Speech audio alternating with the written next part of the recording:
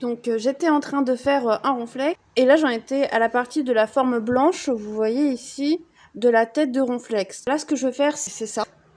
Donc c'est différent de cette technique-là où le blanc est directement intégré au rang. Là c'est plutôt un aplat de couleur blanche.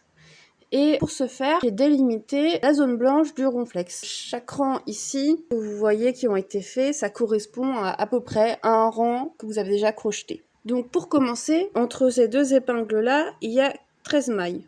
Donc je fais une chaînette de 13 mailles en l'air pour correspondre à la distance qui est entre ces deux points, plus une pour pouvoir tourner ensuite le projet. Ensuite, de ce rang-là jusque là, il y a un écart, ça fait des augmentations, parce que là, si on suit la ligne, après il y a à peu près 2-3 carreaux d'écart. Et la même chose de ce côté-là.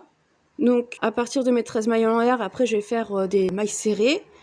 Et au fur et à mesure, je vais faire des augmentations sur les côtés pour pouvoir atteindre la distance qui est ici. Donc en fait, vous allez commencer à faire ça et en fonction de là où vous en êtes, vous allez le mettre par-dessus pour voir si ça correspond bien, si ça reste bien dans la zone que vous avez délimitée. Donc une fois arrivé là, sur l'autre épingle, il y a le même nombre de mailles. Donc là, ce seront des rangs identiques. Pour faire le triangle qui se trouve ici, donc là, j'ai fait une diminution des mailles normales et une diminution pour arriver jusqu'au point violet.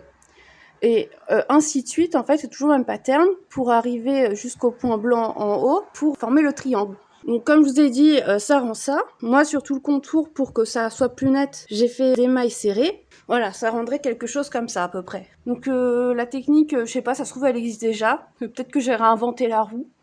Mais c'est comme ça que j'ai procédé pour faire la forme du ronflex.